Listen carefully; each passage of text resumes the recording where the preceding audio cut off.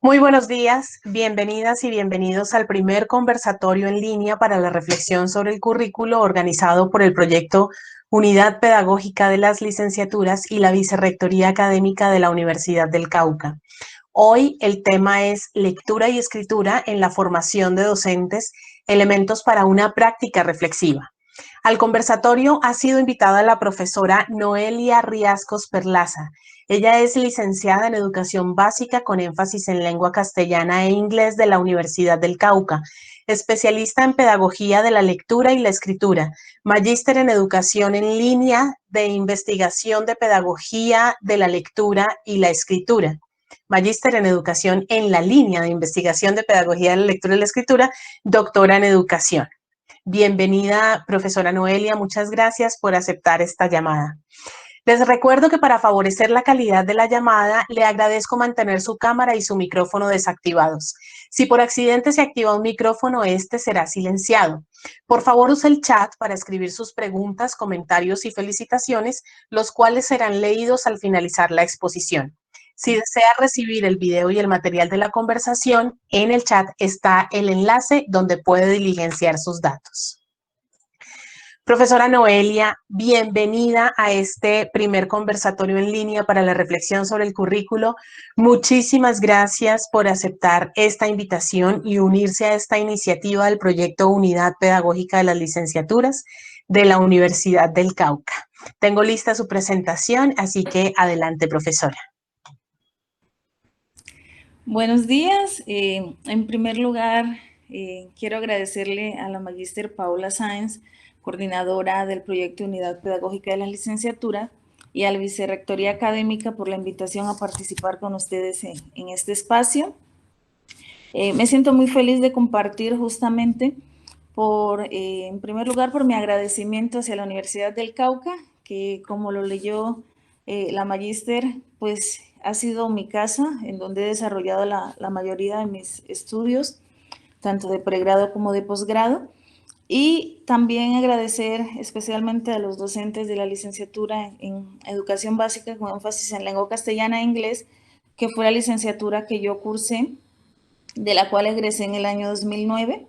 Y también me siento agradecida porque esa formación que recibí en el programa me ha permitido participar en otros espacios académicos. Bueno, entonces vamos a empezar.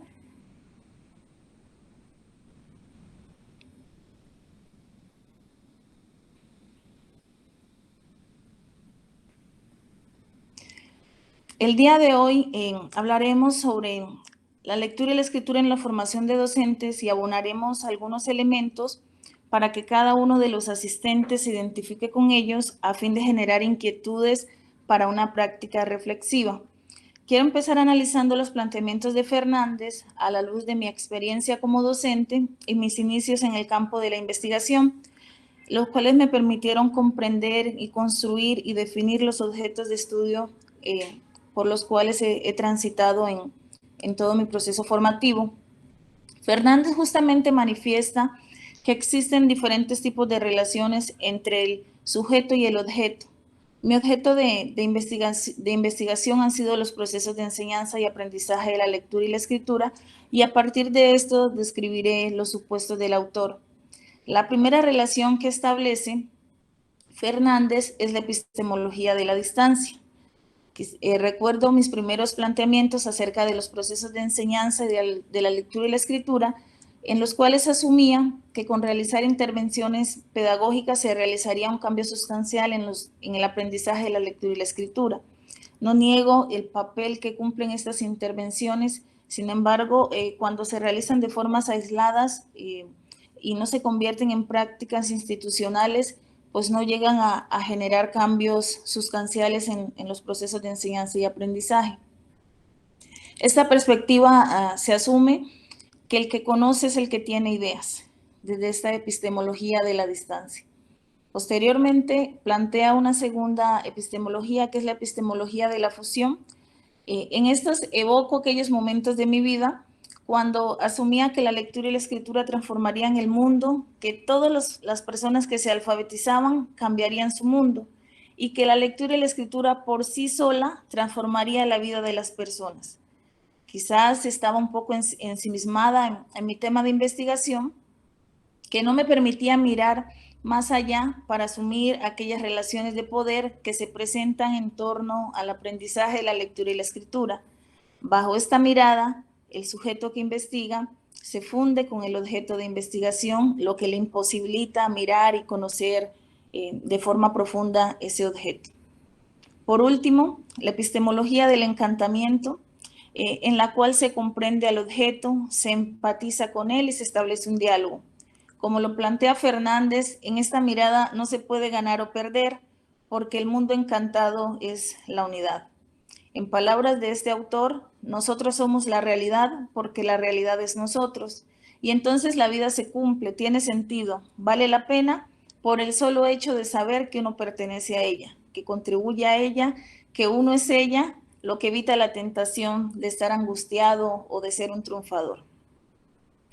Las anteriores reflexiones me han permitido analizar lo que es y ha sido la alfabetización, analizando estos procesos de acuerdo con sus propias particularidades, lo cual me ha permitido mirar el objeto de una forma más sensible sin sucumbir ante sus posibles encantos. Continuamos. A la luz de estos planteamientos, también quiero analizar diferentes propuestas en las cuales he participado. La primera de ellas es un proyecto que se denominó Popayán a los ojos de los niños, la cual realizamos cuando estaba cursando el ciclo complementario en la Escuela Normal Superior de Popayán. En este año, en la Escuela Normal Superior de Popayán se encontraban realizando un macroproyecto de investigación con el cual se buscaba transformar los procesos de lectura y escritura en la escuela anexa. Nos invitaron a participar con varias compañeras, las compañeras Marixa y la compañera María del Mar, y nuestra idea era que los niños leyeran y escribieran a través de situaciones reales de aprendizaje. Para ello diseñamos una serie de actividades para que los estudiantes de grado transición empezaran a escribir acerca de las experiencias que nosotros le proporcionábamos. Este proyecto se llamaba Popayán a los ojos de los niños. Nosotras llevábamos a los niños y niñas de transición a recorrer diferentes espacios de la ciudad de Popayán, Puente del Humilladero, centro de la ciudad, a conocer incluso su comuna, que algunos de ellos no la conocían. Y posteriormente, puede ser cuando volviéramos al aula o al otro día, les pedíamos que dibujaran y que escribieran como ellos creían que se escribía, ya que la mayoría de ellos no conocía el código alfabético. Esto nos permitió identificar algunas etapas por las que transitan los niños antes de escribir de forma alfabética, y a su vez fue nuestro primer acercamiento a la experiencia como docente, tal y como se realizaría de forma posterior.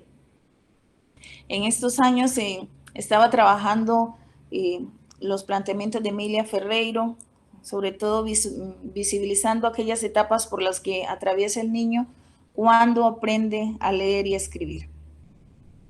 Posteriormente, en la licenciatura, nosotros, mi compañera María del Mar y yo, decidimos volver a la Escuela Normal Superior de Popayán para desarrollar nuestra práctica.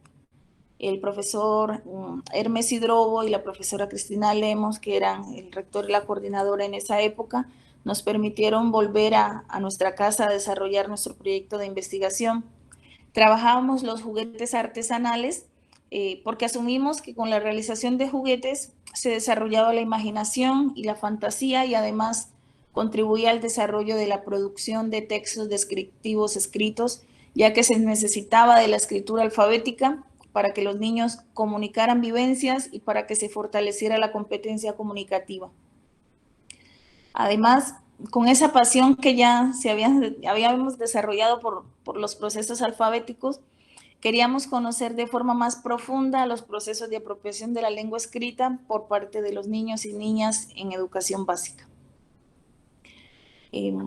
Posteriormente realizamos una propuesta que se denominó Análisis de la producción de textos argumentativos escritos con los niños y niñas de grado sexto a partir de la interpretación de historietas.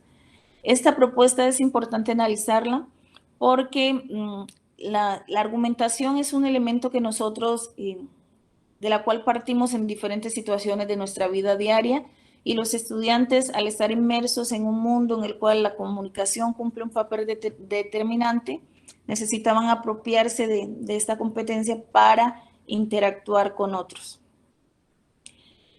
El proyecto Estrategias Discursivas, construida por la maestra de grado segundo en los procesos de enseñanza de escritura, enseñanza de la lectura y la escritura en clase de lengua castellana, fue el proyecto que desarrollé cuando estaba cursando la maestría allí en la universidad. Y en esta investigación quise tener una mirada de investigadora y no realicé ningún tipo de intervención diferente a las propuestas anteriores, en las cuales realizaba intervenciones y pues investigaba los procesos que estaba desarrollando. ¿Por qué se trabajó con estrategias discursivas? Porque en los procesos de enseñanza y aprendizaje, el discurso es un elemento indispensable. A través de este se promueven las diferentes actividades en el aula de clase. A su vez, se convierte en el principal medio de interacción entre el docente y el estudiante. Este fue el principio para empezar a estudiar los discursos que circulan en el aula cuando se enseña y cuando se aprende. Actualmente centro mi interés en los procesos formativos que se llevan a cabo en la educación superior. Para mi tesis de doctorado trabajé sobre los procesos de formación de maestros de lengua castellana en la Universidad del Cauca, con las licenciaturas, licenciatura en español y literatura y la licenciatura en educación básica con énfasis en lengua castellana e inglés, que fueron las dos licenciaturas que al final se reportaron.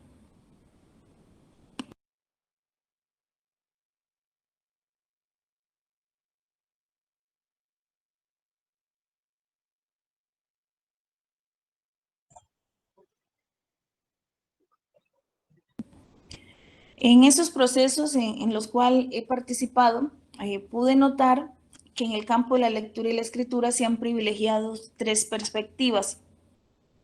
La perspectiva cognitiva, desde hace algunos años, esta perspectiva de estudio era la que era principal en los procesos de enseñanza y aprendizaje. Su planteamiento epistemológico ha sido la construcción interna del aprendizaje por parte del sujeto.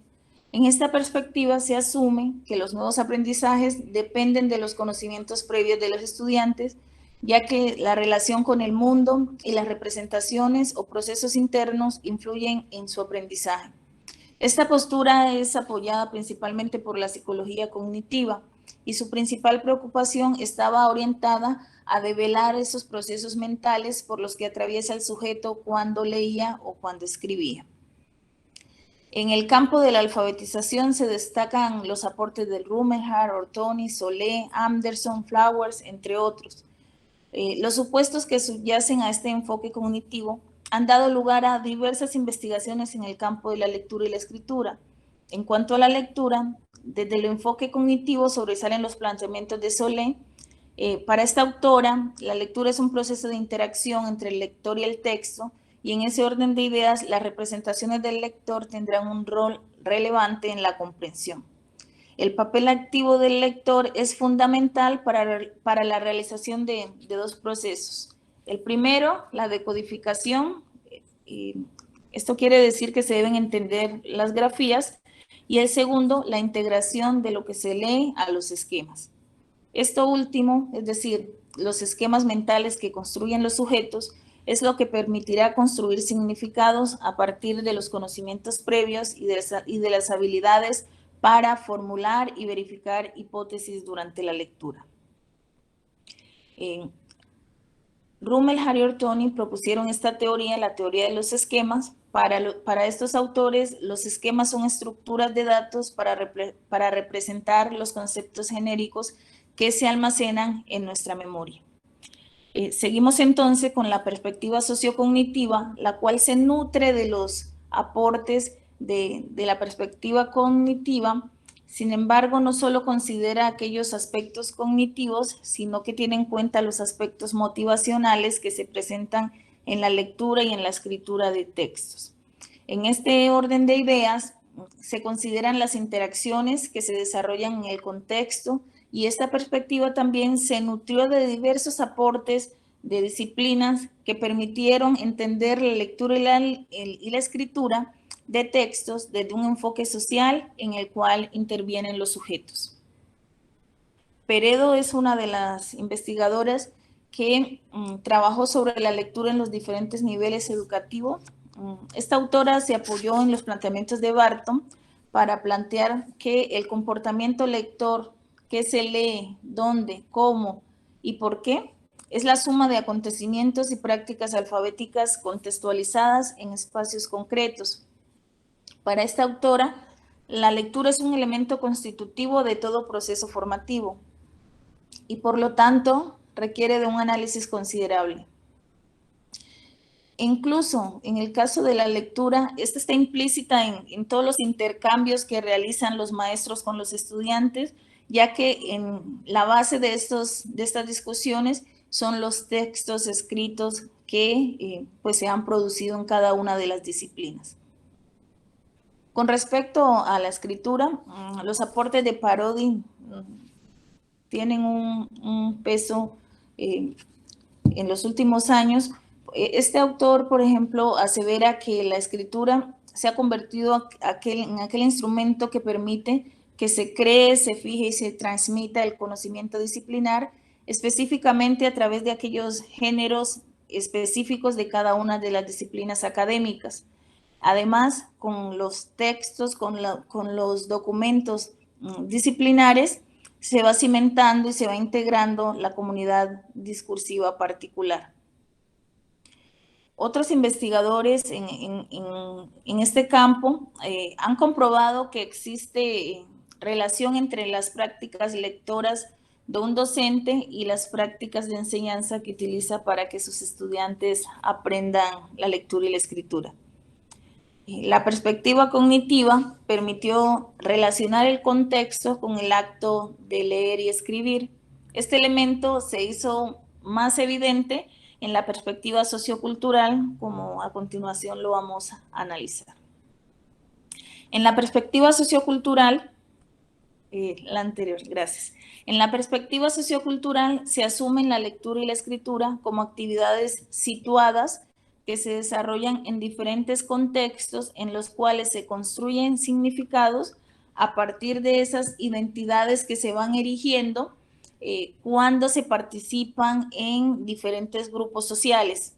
De acuerdo con Guy, por ejemplo, esta perspectiva sociocultural ha tenido una acogida fuerte en el campo de la alfabetización, en la educación superior, pero esta perspectiva también integra diferentes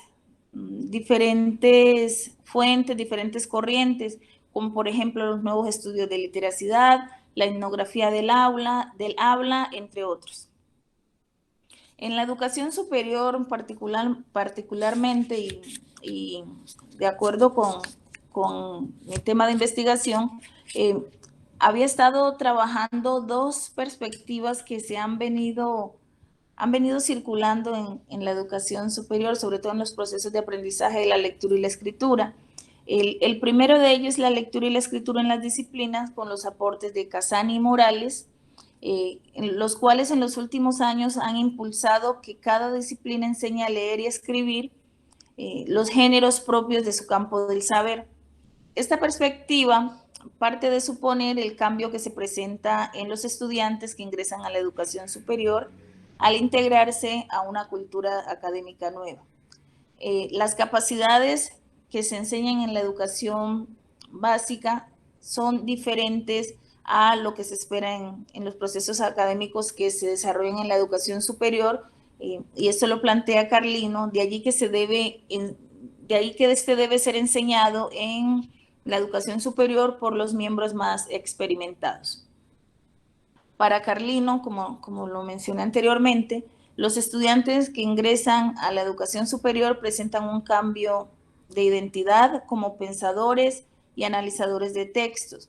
Este cambio obedece a que cuando se escoge una carrera, se van adhiriendo a diferentes formas específicas de comunicar y concebir el conocimiento, lo que implica que cada estudiante deba realizar procesos de adaptación para desarrollarse en la disciplina que decide estudiar. Esta perspectiva ha sido una perspectiva de estudio enmarcada no solo en el estudiante, sino también en el docente, como mediador de los procesos que se llevan a cabo en cada una de las asignaturas en la educación superior. Otra perspectiva es los nuevos estudios de literacidad, con las contribuciones de Barton, Hamilton y Giff, son una propuesta que busca entender la alfabetización o la literacidad desde los contextos propios en los que las prácticas de lectura y escritura se llevan a cabo. Los nuevos estudios de literacidad surgieron en los años 90 y busca comprender los procesos de lectura y escritura específicamente desde la etnografía de los lugares y de los contextos en los cuales estos se llevan a cabo. Comprenden la literacidad como un proceso social y se puede entender a partir de la interacción personal. Por ello, su estudio debe hacerse desde esos espacios en los cuales la lectura y la escritura se llevan a cabo, en los cuales sus formas, sus usos se van construyendo históricamente a partir de la socialización y de las interacciones con otros. Este enfoque de investigación ha tenido gran acogida en el campo académico en los últimos años.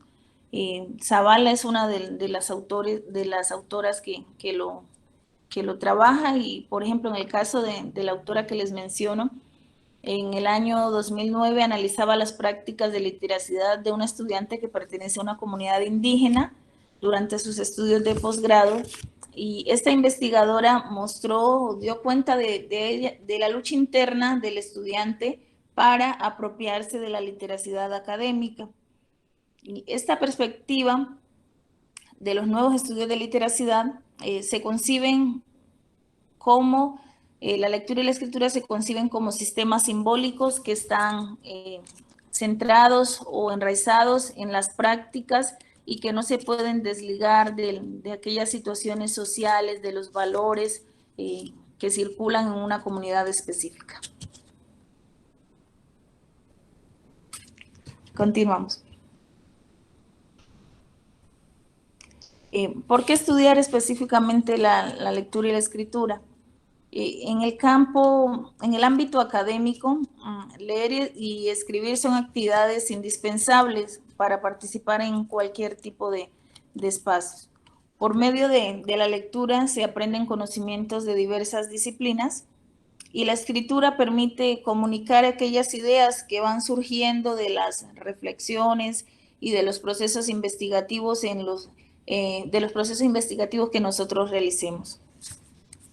La lectura y la escritura se ha convertido en un objeto de indagación de diferentes organizaciones, investigadores, e incluso las mismas instituciones de educación superior que ven en esos procesos de alfabetización la necesidad de ahondar en las disciplinas específicas y de transformar las realidades de sus estudiantes. La lectura y la escritura son fundamentales en los procesos de enculturación académica, y más justamente en esta idea que los que nos formamos como docentes de lengua, no solo aprendemos la lengua, sino que aprendemos para enseñarla. Entonces, ese es un elemento que es fundamental para comprender estos procesos que estamos analizando. La lectura y la escritura también son un elemento que nos permite compartir saberes, experiencias, prácticas significativas. También creo que es fundamental que también la utilicemos para transformar nuestras situaciones personales, para participar en concursos o en otras actividades académicas que nosotros en las que deseemos participar. Continuemos. En el caso de Carlino, es una autora pues, que menciono porque estudia justamente los procesos de enseñanza de la lectura y la escritura en la educación superior, y Carlino nos habla de ese potencial epistémico de la lectura y la escritura. La autora rescata que en el caso de la escritura, además de permitirnos transformar nuestro propio saber, producto de nuestra experiencia, se convierte en un instrumento para que nosotros nos revisemos y nos transformemos, para que desarrollemos incluso nuevas experiencias. Aunado a ello, es importante mostrar que los modos en que se usa la lectura y la escritura están relacionados con las identidades que cada uno de nosotros va erigiendo cuando participa en diferentes procesos formativos o en diferentes espacios de interacción que se relacionan con la profesión, en la profesión a la cual deseamos adherirnos. Dicho de otro modo, podríamos nosotros analizar que esas situaciones educativas en las que cada uno de nosotros participa influye en el tipo de identidad que construimos y en las interacciones que establecemos en torno a ellas. Continuamos. Esta cita de Lemos nos recuerda varios elementos. Por un lado, está la necesidad de pensar, de pensarnos para significar. Yo diría también que pensar para movilizar nuestras ideas, nuestros pensamientos, las construcciones que hayamos realizado durante nuestro proceso formativo, durante nuestros primeros acercamientos incluso a nuestra labor de ser docentes. Es allí donde entra en juego la lectura y la escritura como posibilidad de transformar o de transformarnos. Y hablo de ambas porque creo que están de la mano en nuestra experiencia formativa, profesional y de vida. Usualmente nosotros leemos para aprender, para reconocer que poseemos un saber, leemos para conocer nuestro propio campo disciplinar, nuestro campo pedagógico, para reconocer tradiciones de la disciplina a la cual queremos adherirnos, para reconocer el trabajo investigativo de otros. También leemos para ser mejores personas, mejores maestros, mejores seres humanos, mejores padres, mejores hijos, mejores hermanos. La lectura no está solo referida al campo académico o a nuestro campo laboral. Estoy convencida de que la lectura nos posibilita la formación de seres humanos comprometidos con su profesión y con su vida.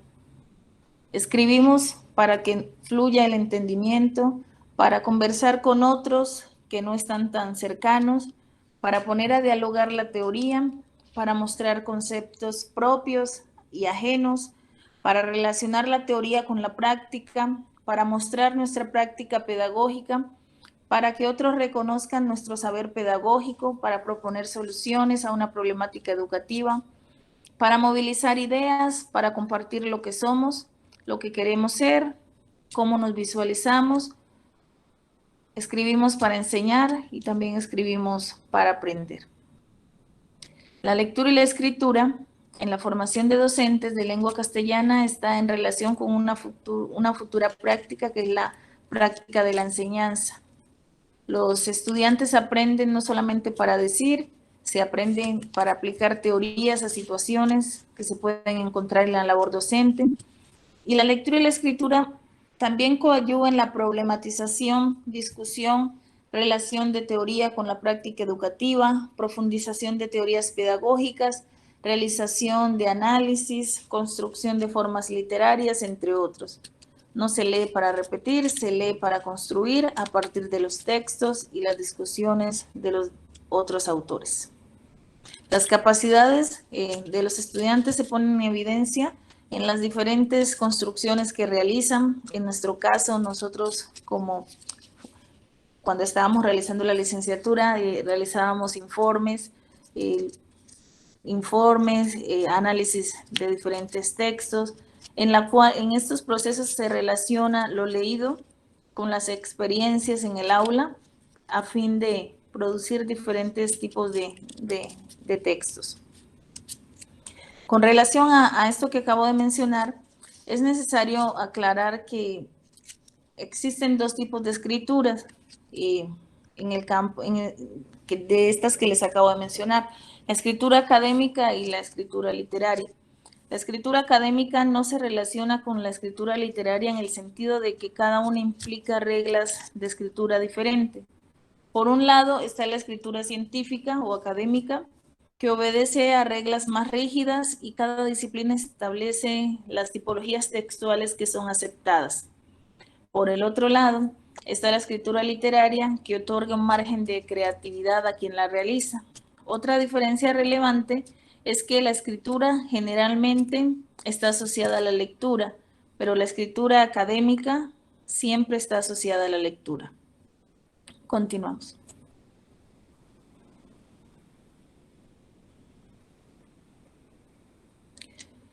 La lectura y la escritura en los procesos de formación de docentes adquieren diferentes matices.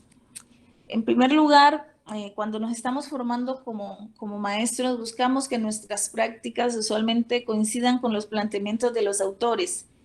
Si bien se reconoce la necesidad de ahondar en la disciplina, es necesario reconocer que ninguna teoría nos proporciona las palabras e ideas para explicar la infinidad de cosas que vemos, oímos, sentimos y hacemos mientras andamos por ahí haciendo las cosas de la vida diaria.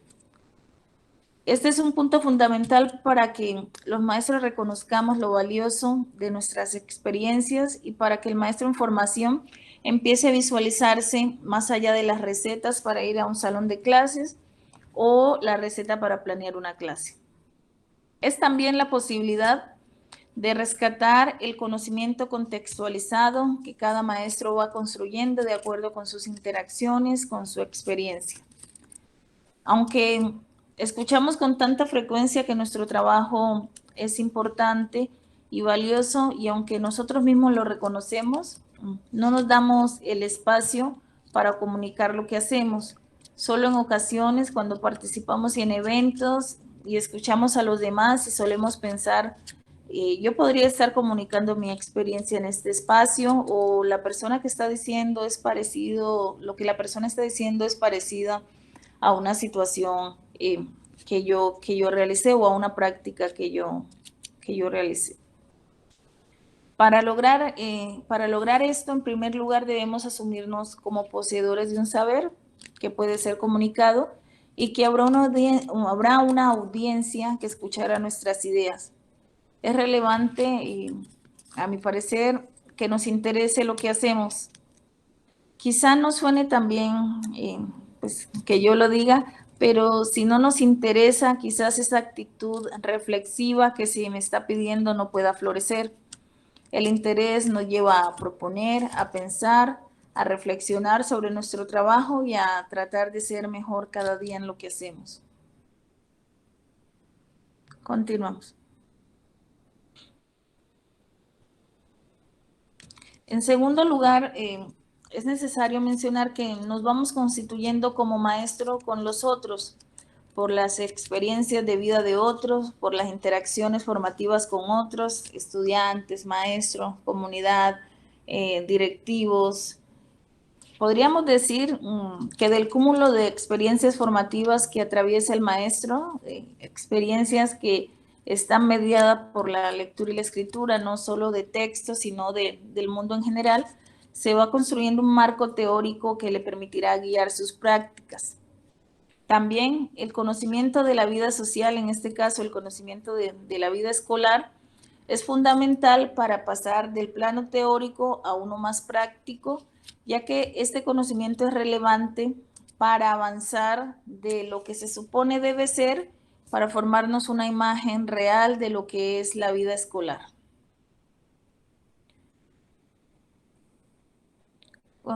Continuamos.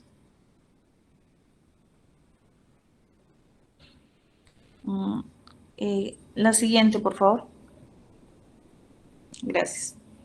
Hay un término que se utiliza muchísimo en la investigación, pero que también es relevante para nuestro caso por dos cuestiones.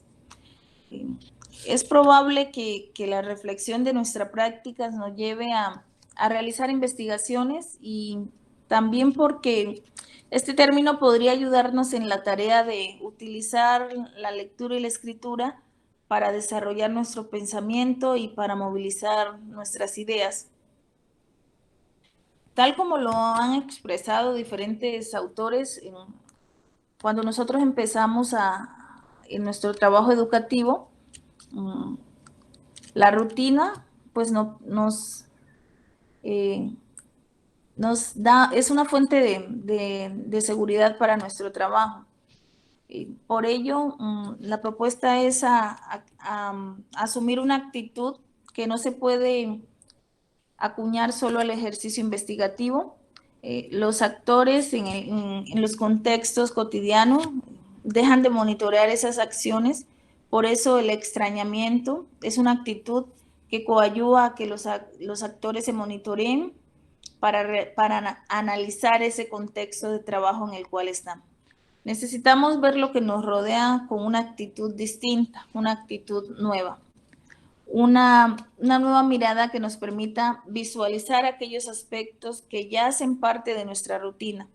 Y en el caso de la lectura y la escritura, esto nos permitirá resignificar nuestras acciones. Continuamos. En ocasiones, durante nuestro proceso formativo o durante la realización de nuestras prácticas, es necesario recurrir al asombro, asombrarnos de lo que hacemos, tomar distancia de nuestras prácticas con miras a resignificarlas. Otro elemento que tomo de los planteamientos de diversos investigadores es la posibilidad de aproximarnos y distanciarnos. Con esto no quiero decir que debemos tornarnos críticos destructores de la labor que realizamos, sino de asumirnos en constante construcción. Aproximarnos en el sentido de vivir la experiencia, de ser maestros y de desarrollar la capacidad de pensar lo que hacemos y buscar la forma de comunicarnos. Hace algunas semanas tuve la oportunidad de participar en el encuentro denominado Trueque de Palabras, Voces de Maestros, en el que participaron estudiantes de la Escuela Normal Superior Los Andes, la Escuela Normal Superior Enrique Vallejo y los estudiantes de la licenciatura en Educación Básica con énfasis en lengua castellana e inglés de la Universidad del Cauca. Y recordaba cuando participaba en estos espacios el entusiasmo y las ganas de los y las estudiantes para expresar sus ideas y para contarnos lo que hacen es algo que no se puede describir. Creo que todos los maestros deberíamos continuar con ese entusiasmo, esa posibilidad de sorprendernos por los resultados de nuestras acciones educativas, la emoción con lo que ellos contaban sus experiencias y las ganas que tenían de transformarnos. Es indiscutible el papel que cumple la oralidad para construir estos espacios de saber que nos permiten recordar y sobre todo evocar con las ganas que cada uno de nosotros inició en ese proceso de convertirse en un maestro. Los miedos con los que llegamos al aula por temor a no tener control de grupo o que los estudiantes por vernos tan jóvenes no nos asumieran como maestros. Miedos que al pasar de los años ya no son los mismos.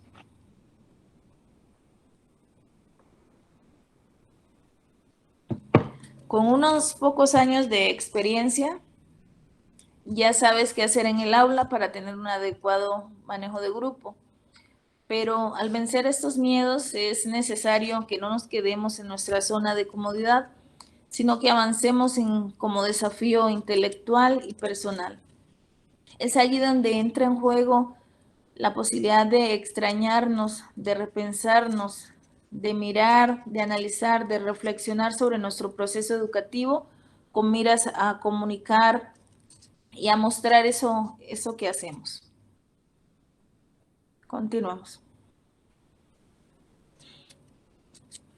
En nuestros contextos tan ricos y tan diversos en diferentes sentidos, estas reflexiones buscan que cada uno de los que están participando en este espacio se asuma como poseedor de un tipo de conocimiento que en este momento puede ser teórico o práctico, y este podría ser el inicio para que empiecen a constituirse como productores de un saber que ya poseen por su experiencia y como posibilidad de dar a conocer su trabajo y de generar comunidades que nos permitan analizar las diferentes actuaciones que tenemos en las aulas de clase. El rescate de nuestra propia experiencia permite la generación de un tipo de conocimiento que permita a los otros conocer estos espacios en los que cada uno de nosotros nos desenvolvemos. El asombro también es la posibilidad que nos permite desencadenar un proceso cognoscente. ¿Por qué? Porque el analizar lo que hacemos, pues nos va a generar nuevas ideas y a su vez se puede explorar de forma diferente lo que sucede en las aulas. Al reconocer lo que sucede en estas, podríamos aportar en términos didácticos y en términos pedagógicos. En términos didácticos se necesita explorar para comprender lo que realmente sucede en nuestras aulas y no elaborar prescripciones sobre lo que debe hacerse. Este es un punto fundamental, ya que usualmente en estos contextos en los cuales nosotros trabajamos, pues hay una diversidad cultural significativa. Entonces, pensar en este ejercicio de reconocer ese carácter social y situado de los procesos de formación, tanto de docentes como procesos situados que se desarrollan en las prácticas que realizan los docentes en cada una de las comunidades que trabajan.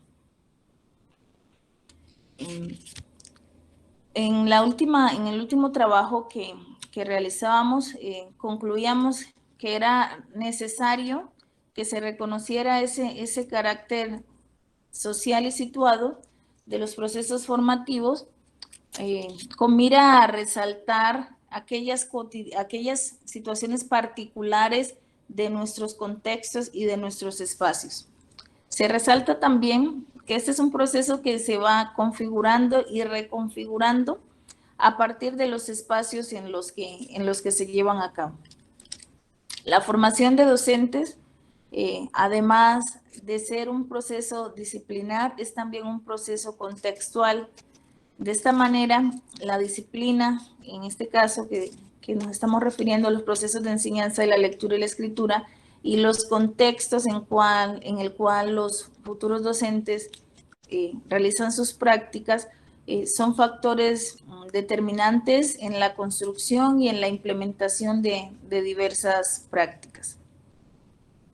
La invitación es a abonar a los fenómenos educativos como fenómenos contextualizados. Para ello, es fundamental que la lectura y la escritura se convierten en un elemento sustancial de nuestra vida, que nos permita mostrar aquellas particularidades de nuestra actividad pedagógica, pero también mostrar esas particularidades de los contextos en el que cada uno de nosotros trabaja.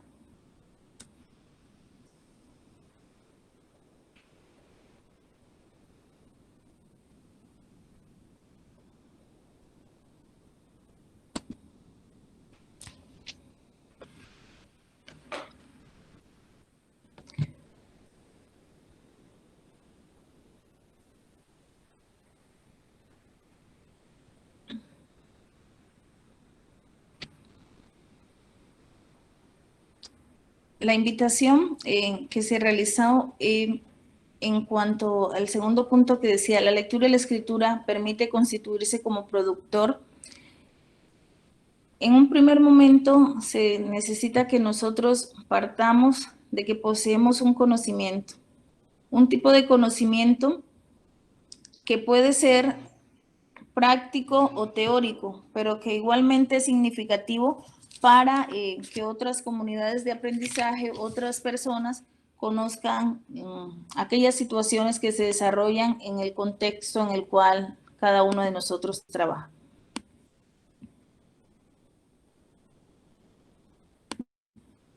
Bueno, continuamos.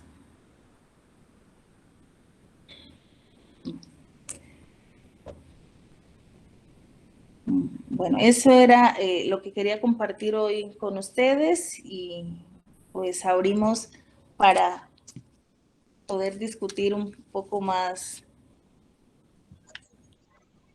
personal acerca de eso.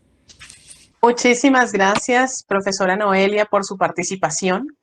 Mientras damos tiempo a los asistentes para escribir sus preguntas, sus comentarios, sus reflexiones o sus felicitaciones a través del chat, yo quisiera hacerle una primera pregunta, profesora Noelia. ¿Por qué usted podría ampliarnos un poco esta perspectiva, por favor, de lo psicocognitivo o lo psicosocial y su importancia en los procesos de lectura y escritura? ¿Por qué es importante que tengamos en cuenta lo psicocognitivo o lo psicosocial, el desarrollo psicosocial y psicocognitivo en los procesos de lectura y de escritura de contextos, por ejemplo? Porque la lectura y la escritura no se refiere solamente al texto escrito, se refiere también a los contextos, al arte, a una cantidad de cosas que no todos los profesores tenemos en cuenta todo el tiempo. ¿Por qué tener en cuenta ese desarrollo psicosocial y psicocognitivo es importante en estos procesos de lectura y escritura, profe? Bueno, en el caso de la... Gracias. En primer lugar, quisiera hacer la aclaración que usted acaba de plantear con respecto a los procesos de lectura y escritura. Quise centrarme en los procesos de alfabetización que se llevan a cabo en la educación superior.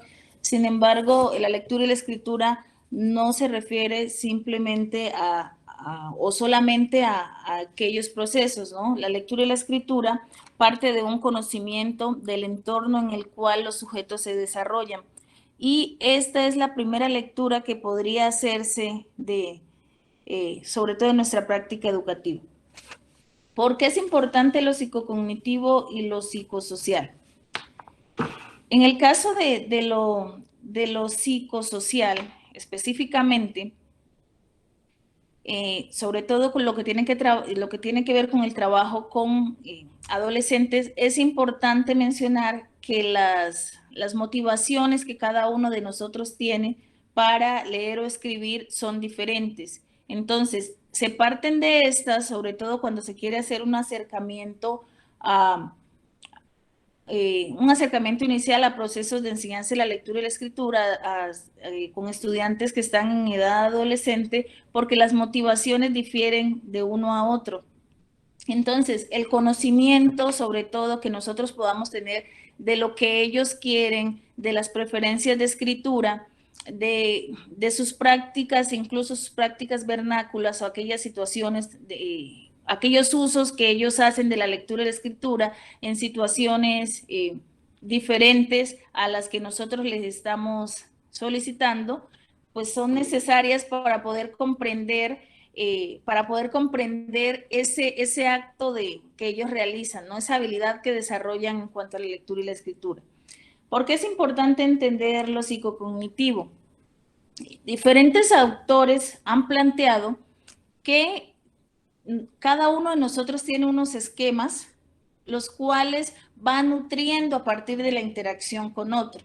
Si nosotros partimos de esa perspectiva, podemos analizar que si un estudiante no ha tenido la posibilidad de acceder a textos de diferente índole, gráficos, escritos, visuales, pues va a tener como desarrollado posibilidades cognitivas diferentes a estudiantes que han estado con un estímulo adecuado. esta es una situación que se debe comprender atendiendo a que los estudiantes que ingresan a la educación superior pues provienen de diferentes tipos de estímulos. Los que han crecido en familias en los cuales circulan diferentes tipos de textos, pues su acercamiento o lo que ellos consideran leer y escribir va a ser diferente a estudiantes que han tenido poca interacción con diferentes tipos de textos. E incluso en la misma formación de la educación básica, los procesos que se han desarrollado pues son importantes porque son el cimiento para que ellos puedan ir aprendiendo o comprendiendo otras tipologías textuales. Entonces, por ello es importante porque a mi parecer no se puede separar como lo hacía anteriormente la psicología cognitiva, que solo se centraba en los procesos internos por los que atraviesa el sujeto cuando lee y escribe, pero lo psicocognitivo y lo psicosocial nos acercan un poco a entender, bueno, hay particularidades, cada uno de nosotros ha tenido como un contacto diferente o un acercamiento diferente, pero el contexto o las situaciones de aprendizaje que nosotros favorezcamos pues también son importantes para que ellos puedan aprender a leer y a escribir y a desarrollar otro tipo de habilidades. Muchas gracias, profesora Noelia, por su respuesta. La profesora Gloria Enríquez, me encantaría saber de qué institución viene la profesora Gloria Enríquez, escribe: buenos días. Felicitaciones por esta oportunidad de reflexionar sobre el proceso de lectura y escritura. A veces se piensa que los estudiantes no leen, pero a diario los vemos en procesos de lectura digital, si así se puede llamar. Es necesario que el maestro invite a las TIC a estos procesos y aproveche la experiencia de los niños y jóvenes en este campo. ¿Cómo se puede lograr eso? Bueno, ahorita con lo que tiene que ver con lectura y escritura se están trabajando mucho lo que son prácticas vernáculas de escritura. Son aquellas prácticas, bueno, lo denominan los nuevos estudios de literacidad de esa forma, puede ser que en otras teorías se diga de otra forma. Son aquellas prácticas que se realizan al margen de las instituciones, puede ser oficiales como la iglesia, las escuelas, la universidad, entre otros. Se ha comprobado también, diferentes autores han comprobado que los estudiantes leen y escriben a partir de sus situaciones cotidianas, participan en foros, en chat, e incluso en las redes sociales. ¿Cómo se puede, la pregunta es cómo se puede lograr eso? Nosotros partamos de que, en primer lugar, tiene que haber un acercamiento del docente. Nosotros no podemos enseñar aquello que no conocemos. Entonces, nuestra primera tarea es conocer esos espacios de socialización que están al margen de la oficialidad, pues, al margen de la institución como tal. Por ejemplo, a veces enseñamos las tipologías textuales narrativas y, por ejemplo, decimos, los estudiantes no escribió el documento que se solicitó, pero si revisamos puede ser que tenga una página en Wattpad o que escriba o que le escriba comentarios a otros escritores o que participe en foros o que en el caso del anime que también participe en concursos de esta índole. Entonces yo creo que lo primero que debemos hacer nosotros es conocer como esas otras formas de comunicar que están desarrollando los docentes. Ahora, después de conocerlas, nosotros podemos integrarlas a nuestro trabajo educativo. Podemos, por ejemplo, se me ocurre ahorita la aplicación Wattpad, porque mi hija escribe en esa aplicación. Entonces, hay muchas personas, muchos estudiantes, incluso la mayoría son adolescentes que están escribiendo novelas y que las están subiendo a esas plataformas. Pero los documentos que nosotros les solicitamos en la escuela no los escriben. Entonces, es como mirar qué es lo que están haciendo ellos para que podamos de alguna forma ir acercando esa virtualidad que es importante y que también lo han dicho diferentes autores, desarrolla otros procesos cognitivos con relación a la pregunta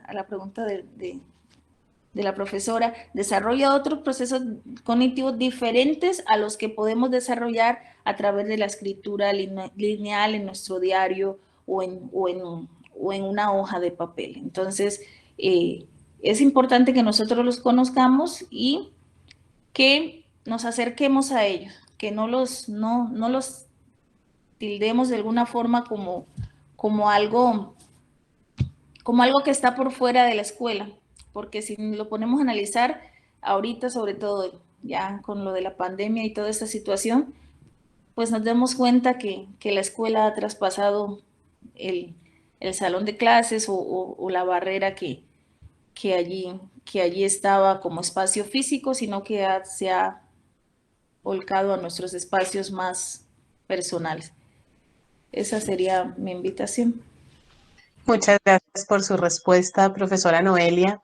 Quiero invitar a todos aquellos que tengan ganas de escribir algún comentario, reflexión, pregunta, acceder al chat a través de este icono que está ubicado al lado izquierdo del reloj de la pantalla en la esquina superior derecha en la pantalla de Meet.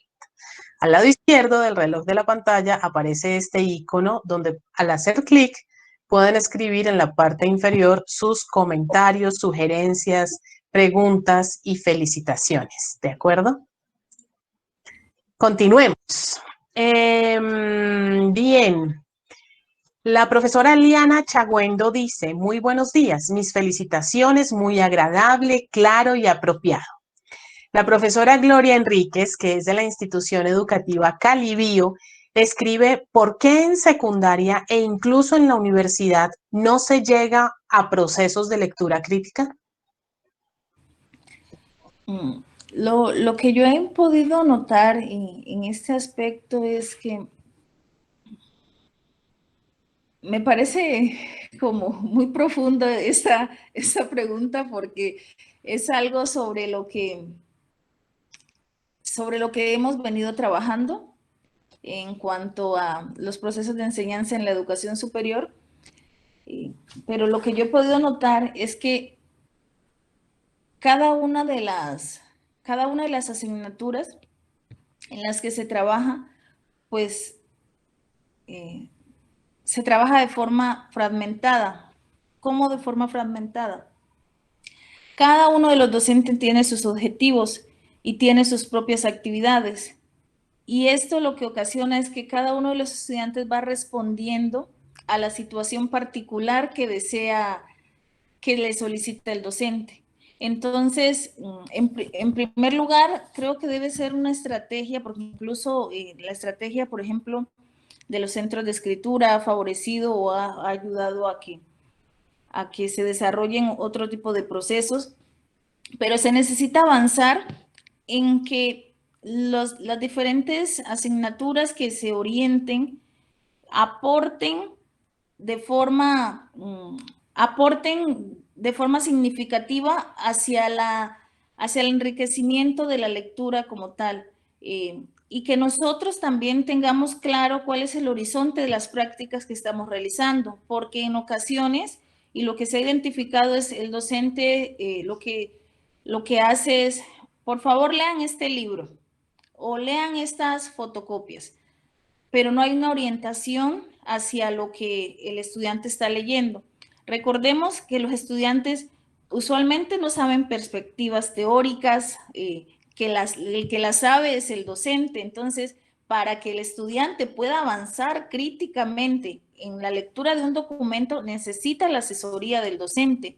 Entonces, si se dejan los documentos solamente para leerlo de forma individual, pues el estudiante por sí solo no va a poder avanzar, por ejemplo, en la articulación, en la definición de qué perspectiva es este autor, lo que me está diciendo este autor se relaciona con otras líneas de pensamiento, esto que me está diciendo el autor corresponde a tal corriente. Eso el que lo sabe es el docente. Entonces, creo que hace falta que nosotros entendamos que no aprendimos por sí solos. O sea, nosotros necesitamos de personas que nos enseñaron cómo leer académicamente, cómo escribir académicamente, cómo comunicar de forma académica. Entonces, creo que se necesita avanzar en que cada uno de nosotros entienda que no es pedir que se desarrolle una habilidad, sino que aportar granitos de arena a que esta habilidad pues se logre desarrollar.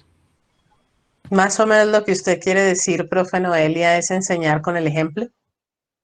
Esa es mi idea, que el ejemplo, que si nosotros le pedimos, por ejemplo, leer un libro a un estudiante, empecemos por el primer capítulo, definamos con él desde qué perspectiva está este autor, a quién cita, de qué corrientes son, para que el estudiante pueda darse una idea de qué es lo que está leyendo. Si no, va a pasar como en algunos casos que se pide leer, el estudiante se hace un 8, llega diciendo, no entendí, no sé qué quiere decir, o incluso las palabras están, pues todas tienen un significado, digamos, de diccionario, pero también las palabras se utilizan de acuerdo a las disciplinas. Entonces, eso también es necesario que se enseñe dentro de los procesos formativos. Gracias, profe. Miriam Adela Barreto escribe, definitivamente es necesario disminuir la brecha generacional y dejar de satanizar las redes sociales. Ese satanizar las redes sociales, profe, yo creo que se debe un poco a los niveles de desarrollo bajos en la lectura crítica, ¿verdad? El hecho de que todos estemos asumiendo que la información que hay en redes sociales es verídica, sin hacer ningún tipo de verificación, sin hacer ningún tipo de reflexión o análisis de los datos, es un tema de ausencia de habilidades en lectura crítica. Es un tema, incluso en formación ya de posgrado, he notado que nosotros sabemos usualmente, por ejemplo, cuando vamos a realizar una investigación, que debemos citar cierto tipo de documentos, que debemos realizar ciertas búsquedas, pero a veces, no sé si es por la inmediatez, porque se quieren hacer las cosas de forma apresurada o porque no se saca el tiempo para hacerlas como deberían hacerse, que se llega a, por ejemplo, a cualquier página que haya publicado algo, de tomarlo incluso para investigaciones de maestrías o de doctorado, a pesar de que se sabe o se conoce cuáles son los lineamientos que cada universidad ha estipulado. Entonces, si nosotros, los que estamos participando en este proceso como formadores o como mediadores, lo hacemos, a veces es difícil pedirle al estudiante de secundaria que lo haga, que busque fuentes verídicas cuando nosotros le mostramos una cita que tomamos de una página de Google, una página que encontramos en Google que no tiene ni siquiera el nombre de quien lo escribió. Entonces, como lo decía anteriormente, es necesario que nosotros nos demos a la tarea de ejemplificar, de mostrarle cómo se hacen las cosas. Si nosotros les decimos o les mostramos, mire, bueno, algo que yo hago con mis estudiantes de maestría es, por ejemplo, mostrarles en qué páginas pueden encontrar artículos o cuáles son los buscadores especializados para encontrar artículos. En ese momento, pues creo que ninguno de mis estudiantes me puede decir o no encontré o, por ejemplo, lo tomé de Google, porque ya se les ha dicho, ya se les ha mostrado cómo se hacen las cosas. Creo que un primer momento hay que mostrarle cómo se hace y a partir de allí buscar que ellos desarrollen criterios propios para realizar sus trabajos tanto de investigación como las tareas que realizan. Y Seguimos. sí, disculpa, y no es que yo quiera insistir en el ejemplo, para mí es muy importante porque yo he participado también como estudiante, como todos ustedes, y me he dado cuenta de que a veces se piden cosas que los estudiantes no saben hacer. Entonces, creo que es importante que se muestre al estudiante cómo se hace y a partir de esa base, ese ejemplo, seguir generando, seguir ayudando para que ellos sigan desarrollando sus propias habilidades y sus propias ideas. Un ejemplo muy concreto, profesora Noelia, es cuando algunas profesoras o algunos profesores piden un ensayo como tarea, cuando nunca antes han escrito un ensayo en su vida, ¿sí? Entonces claro, es más fácil cuando se enseña con el ejemplo y no solo con la instrucción. La profesora Gloria Enríquez da las gracias por su comentario y la profesora Miriam Adela Barreto escribe, traer a nuestras prácticas es importante el tema de las redes sociales y saberlas utilizar. El profesor Germán David Tafur escribe, muchas gracias doctora Noelia, un gusto escucharla nuevamente, muy pertinente todo lo expuesto, un abrazo. La profesora María Isabel Prado escribe felicitaciones a la doctora Noelia Riascos, egresada de la Universidad del Cauca. La profesora Gloria Enríquez escribe, gracias por su respuesta. Sería importante que las entidades territoriales favorezcan procesos editoriales para docentes y estudiantes, especialmente en secundaria. ¿Eso cómo podría hacerse, profesora Noel? E incluso la idea que les planteaba, por ejemplo, de los estudiantes que escriben sus novelas en Wattpad, en la aplicación de Wattpad, e incluso los que participan en grupos en anime, pues han desarrollado comunidades virtuales. Nosotros también podríamos nutrirnos o apoyar esa idea de compartir lo que hacemos. Creo que ahorita, por ejemplo, se ha hecho sobre todo con las aulas virtuales, se da la oportunidad de que los otros estudiantes conozcan lo que hacen sus compañeros, cosa que antes solamente el docente era el que revisaba, pero no había como la oportunidad de que ellos conocieran. Es importante que se realicen estos procesos para que se comuniquen, pero también conozco experiencias de colegios que lo hacen, no de forma como editorial, sino que tienen sus pequeños periódicos en los cuales comunican experiencias, eventos, incluso hacen propagandas de los servicios que ofrecen.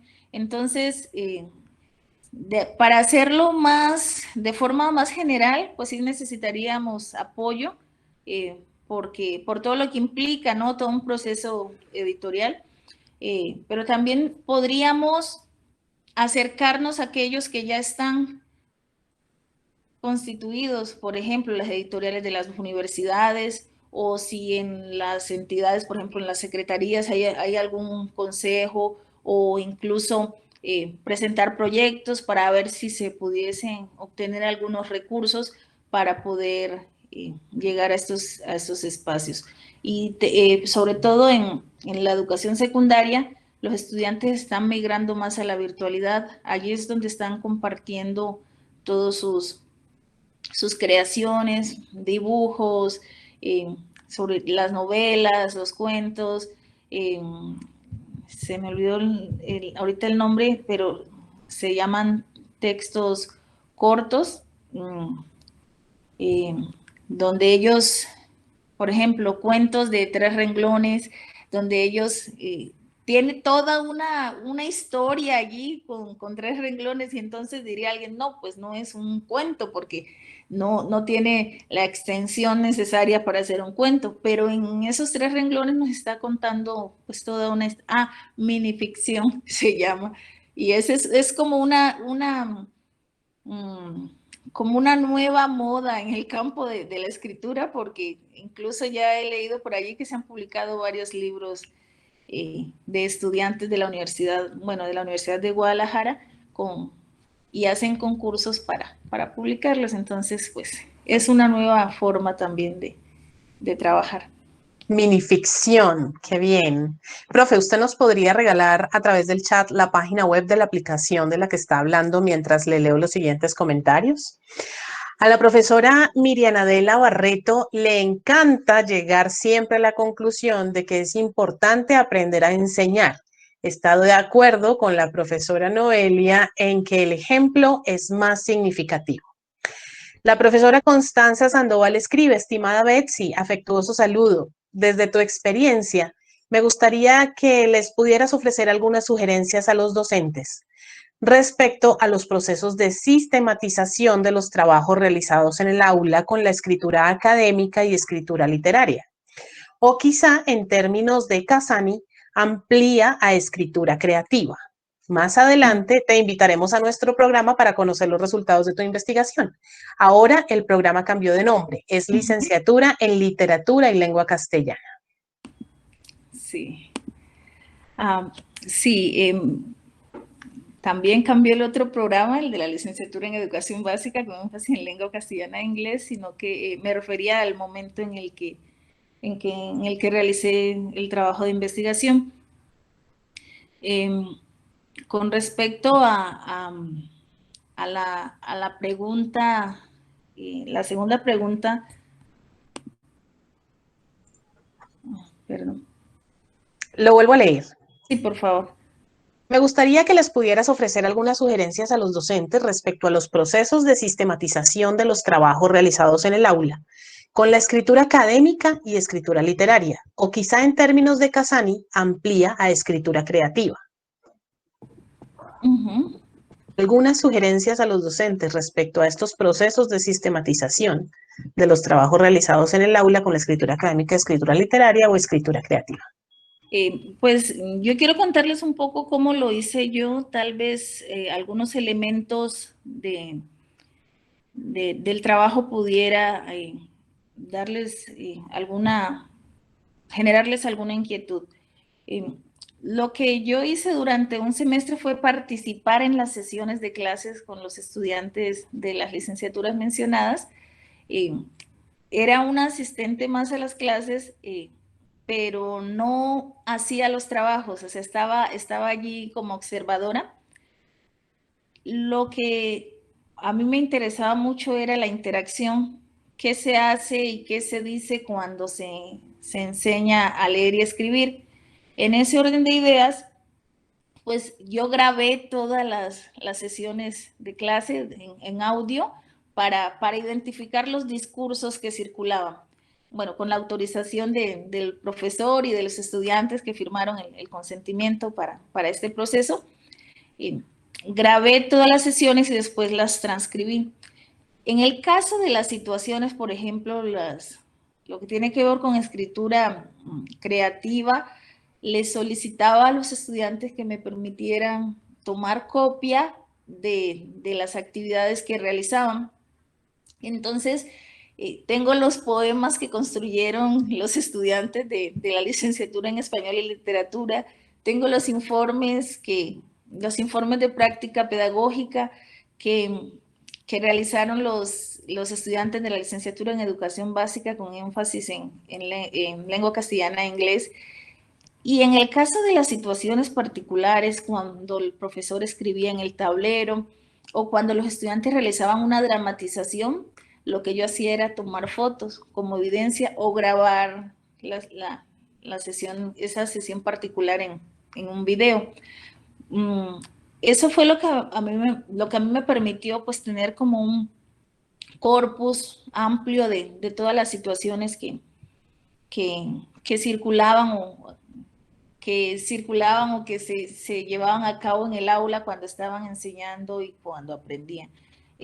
Indiscutiblemente, creo que se hace necesario que nosotros tomemos como referencia, sobre todo para la sistematización, no solamente el producto, es decir, los poemas, sino toda la interacción que se produce alrededor de la construcción de ese texto. ¿Por qué? Porque me va a dar el contexto en el que se desarrolló esa práctica como tal. Entonces, si yo voy a tomar un poema o un análisis literario que realizaban los estudiantes, a mí no me interesaba solamente conocer el poema como tal, porque no me da como todo ese proceso, ese acercamiento, esa ayuda, ese andamiaje que realizaba el maestro para que se pudieran construir esos poemas. Entonces, a mí me parece que una mirada más general, sobre todo en los procesos de sistematización, no es solo el producto, sino que tener en cuenta toda esa interacción que se va produciendo cuando se va enseñando, qué dice uno, qué dicen los otros. ¿Por qué? Porque eso ayuda a la movilidad cognitiva, es decir, los estudiantes aprenden a partir de las preguntas incluso que el docente les hace cuando ellos realizan una afirmación. Entonces, por ello, para mí es importante que todo ese contexto que se da detrás, incluso cuando entran, quienes salen, todo eso para mí es importante y la invitación pues sería a asumirlos todos en forma conjunta para una sistematización. Muchas gracias. La profesora Mariana Adela escribe, en cuanto a las redes, pensaba en aprovecharlas para cumplir las tareas, porque pensar en redactar un Twitter, esas novelas que comenta, aprovechar eso dentro de nuestras prácticas docentes. El profesor Jorge Aníbal Coral es el coordinador de la licenciatura en música. Él escribe, gracias por su aporte referente a la lectura y la escritura. Una pregunta, en los procesos de lectura se da de diferentes maneras, ¿cierto? Entonces, ¿cómo se maneja o aplica la lectura de obras de arte, como artes plásticas, gráficas, musicales y de arte tradicional? Si la lectura mental nos lleva a crear imaginarios, a graficar, entre comillas, pintar y transformar representaciones de contextos, experiencias. Gracias. Un gusto saber que usted es una normalista y unicaucana. ¿Cómo hizo eso de aplicar la lectura en obras de arte? En el caso, bueno, yo les comentaba antes que habíamos trabajado sobre, en el proyecto de Popayán a los ojos de los niños, a trabajar, por ejemplo, con monumentos. Ese ha sido el acercamiento más, pues el único acercamiento que he tenido realmente en cuanto a la lectura de obras de arte. Lo que hacía con los niños, en ese caso, era llevarlos a conocer, por ejemplo, el monumento, hablarles acerca de él, qué representaba, cuándo se hizo y todo eso. Y a partir de esa lectura que los niños realizaban, ellos se quedaban con la idea y volvíamos al aula para escribir acerca de esa experiencia que ellos tuvieron como tal. Entonces, los niños aprendían historia acerca de toda la historia de Popayán, pero también lo teníamos como pretexto para escribir. En ese caso era el pretexto como tal para que ellos nos contaran o nos relataran de forma escrita a fin de desarrollar el código alfabético. Y es cierto, así como se dan en los procesos de lectura, pues son diferentes, incluso en las mismas disciplinas, cada una de las disciplinas privilegia situaciones o textos diferentes que se leen y se comprenden de forma diferente, pues en las artes también se presenta ese proceso. La pregunta es, ¿cómo se maneja o aplica la lectura de obras de arte y del arte tradicional a la lectura mental? Todo tipo de lectura nos lleva a crear imaginarios. Todo lo que nosotros hacemos nos ayuda, nos provoca una representación de lo que es. E incluso, en el mismo caso, los formadores que nosotros tenemos, a partir de las interacciones que nosotros tenemos con ellos, pues nos creamos un imaginario de lo que es ser docente. Entonces, sí es cierto esa lectura de esta forma más gráfica, pero también hay que tener en cuenta algo importante. No es lo mismo que yo, que no tengo conocimiento profundo del arte, vaya y a una exposición y la lea de forma a lo que yo conozco, y puedo identificar el color, las formas, puedo incluso por gusto saber si es de mi gusto o no, mientras que una persona que pertenece al campo disciplinar va y lee una obra de arte y me va a decir cosas de las cuales, pues, una persona que no conoce o que no tiene un conocimiento profundo del arte, pues no las va a identificar. Entonces, es importante reconocer que la lectura y la escritura, en el caso de la alfabetización académica que se lleva a cabo en el campo universitario es disciplinar, es decir, cada disciplina enseña a leer y a escribir de acuerdo a aquellas particularidades de su disciplina como tal, de la disciplina, por ejemplo, de los que estudian artes plásticas, de los que estudian para ser médicos, de los que estudian para ser enfermeros, ingenieros y todo. Entonces, por eso a veces cuando participamos en procesos con estudiantes de otras carreras, decimos, y solo escribiste esto porque, por ejemplo, los de las áreas de las ciencias sociales tendemos a extendernos, a escribir, a comunicar diferente a otras carreras. Entonces, sí es diferente en los procesos de lectura y escritura e incluso la misma interpretación que cada uno de los que asisten a una obra pueden realizar. Profesora Noelia, el proyecto Unidad Pedagógica de la licenciatura se creó dentro de muchas cosas y muchos contextos. Uno de sus objetivos es lograr la articulación entre las distintas disciplinas de las licenciaturas que tiene la Universidad del Cauca. Pensando un poco en este tema de la investigación y de la reflexión sobre las prácticas en lectura y escritura, tenemos claro que esas prácticas no son exclusivas de los licenciados en literatura y lengua castellana, no son exclusivas de sus colegas licenciados en educación con énfasis en lengua castellana e inglés, sino que deben ser prácticas que deben ser miradas con lupa de parte de los licenciados que se relacionan con diferentes disciplinas, matemáticas, ciencias naturales, música, educación artística y el resto de licenciaturas que hay en la Universidad del Cauca, educación física, y si se me queda alguna por fuera, lenguas modernas. Perdónenme si se me queda alguna por fuera, además de educación básica primaria, que es el nuevo programa después de la licenciatura en educación básica con énfasis en lengua castellana e inglés. En fin, las 9 licenciaturas y más que habrá en el futuro de la Universidad del Cauca. ¿Cómo procurar una investigación que incluya la reflexión sobre las prácticas de lectura y escritura independientemente de la disciplina? Es más, esto sería una reflexión de carácter profesional para el profesional de cualquier programa, no solamente de licenciatura, porque no miento cuando digo que hay profesionales de otras áreas que están asumiendo en este momento la educación porque la ley así lo permite. ¿Cómo articular o dinamizar esa investigación desde la reflexión sobre las prácticas en lectura y escritura de parte de los docentes, independientemente de la disciplina, profe? Bueno, existen prácticas que son genéricas, que son transversales a todas las disciplinas específicas. Por ejemplo, realizar un resumen, una reseña. Son prácticas que podemos encontrar en cualquier licenciatura o pregrado que nosotros encontremos.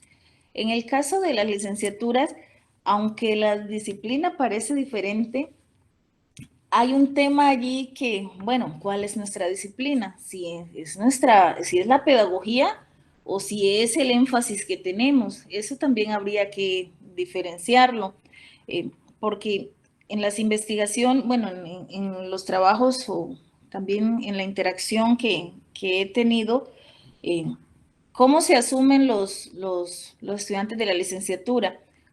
Como que van a ser profesores o cuál es el sentido que ellos ven al trabajo como tal. Entonces, en primer lugar, pues la licenciatura en Colombia, en la ley general está estipulado que las carreras que inicien con licenciatura se están formando para ser profesores. Entonces, desde allí hay que reconocer que hay un campo pedagógico general para todos, es decir, todos nos formamos para participar en procesos formativos.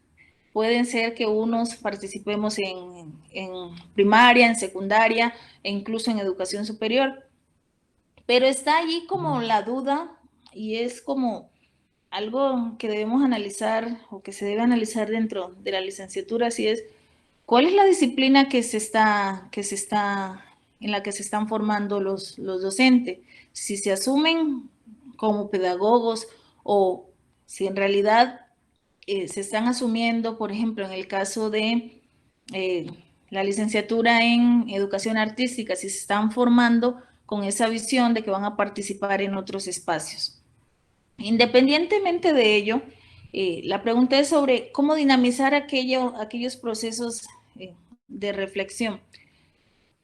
Creo que el primer paso, tal como yo lo veo, es esta articulación que han realizado con la unidad pedagógica, porque eso va a permitir que se generen procesos de forma continua y de forma continua, pero también de forma conjunta, porque antes, pues tú ibas a la licenciatura en educación básica, que fue la que yo cursé en lengua castellana e inglés, y nosotros, por ejemplo, no participábamos en procesos con los estudiantes de español y literatura. Entonces, creo que eso va a ser fundamental para que se diseñen estrategias conjuntas y para que todos tengamos como el foco central de, bueno, ¿cómo vamos a pensar la formación de los docentes? ¿Cómo vamos a desarrollar estrategias que nos permitan que la lectura y la escritura pues se convierta en parte fundamental de los procesos formativos de todos los estudiantes de las licenciaturas, independientemente si se van a formar en educación, si van a estar en educación básica con énfasis en educación artística, o si están en español y literatura? Para mí es fundamental esto, sobre todo porque incluso a veces no podemos pensar que los procesos, que apenas está algo, se va a realizar el proceso, ya se va a terminar el proceso. No, creo que es el inicio para que nosotros pensemos de forma diferente. Y el que participemos en espacios con los otros, creo que eso va a enriquecer la mirada de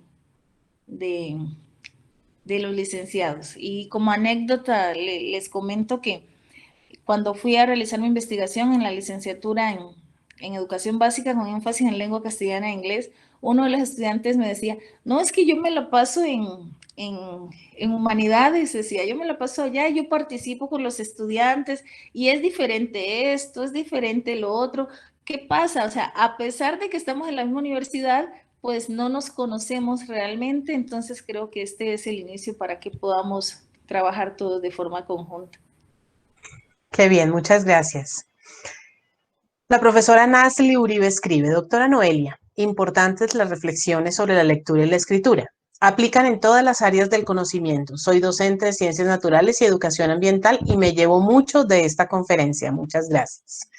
La profesora Jenny Leonor Rosero, doctora Noelia, gracias por compartir su saber y felicitaciones por su presentación. Al respecto, considero que en la formación de licenciados en matemáticas, la lectura y la escritura es fundamental tanto para el aprendizaje de la disciplina como para la reflexión sobre la práctica pedagógica. El profesor Luis Alfredo López, a quien agradezco enormemente el haberme concedido el contacto de la profesora Noelia, escribe, gracias profesora Noelia, una pregunta. ¿Es tiempo de acabar con la lectura y la escritura extensivas en las escuelas, colegios y universidades? ¿Qué? ¿Por qué?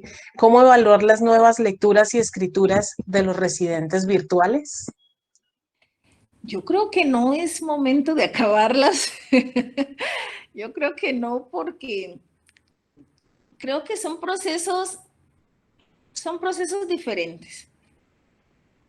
Nosotros, los que nos interesa esto de la academia, no podemos pensar que ya no vamos a realizar la escritura como la realizamos, porque realmente es la forma en que está circulando el conocimiento en nuestro campo del saber. Con respecto a los estudiantes como tal, se pueden evaluar las nuevas lecturas y escrituras de estudiantes virtuales a partir de que, primero, que nosotros las conozcamos. Esa parte es fundamental porque no podemos participar en estos procesos si no las conocemos. Pero también si las integramos a nuestro trabajo, porque no se puede evaluar algo que está por fuera de nuestra práctica como tal. Si nosotros las utilizamos, las llevamos al aula para desarrollar procesos de aprendizaje, en ese momento podemos decir las vamos a evaluar.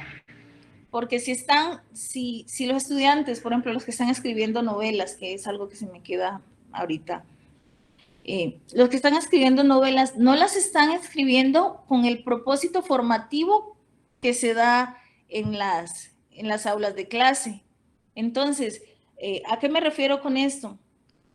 Que si bien existen otras prácticas y no se deben invisibilizar, es necesario que los estudiantes también aprendan las formas de comunicación que se establecen en la disciplina que están aprendiendo, sobre todo en educación superior, porque entonces vamos a encontrar esto que se presenta mucho, y es la deserción, que los estudiantes reprueban y que hay mucho índice de estudiantes que no saben, por ejemplo, realizar un ensayo, o que los estudiantes no realizan sus prácticas porque yo no sé, o nunca, la disculpa es que el maestro anterior nunca me enseñó.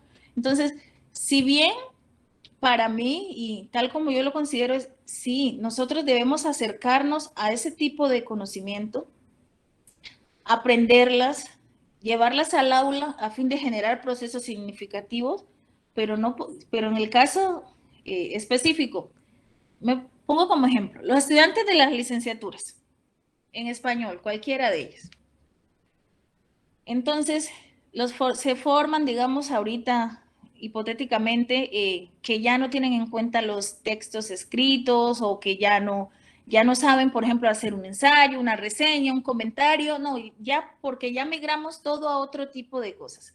Creo que no, creo que la formación tiene que cambiar para aumentar, para que los estudiantes identifiquen estas nuevas formas de comunicación, pero que de, la base formativa tiene que ser fuerte para que incluso, porque si ellos, por ejemplo, los estudiantes migran, pero ¿qué tipologías van a realizar en las plataformas virtuales? O sea, eso también es importante. Para mí eso es importante, que nosotros sigamos con nuestra formación básica, profunda, rigurosa, tal como se hace, pero que también se identifiquen esos nuevos elementos que hacen falta en las licenciaturas y trabajemos en pro de incluirlos en nuestros planes de estudio. Esa sería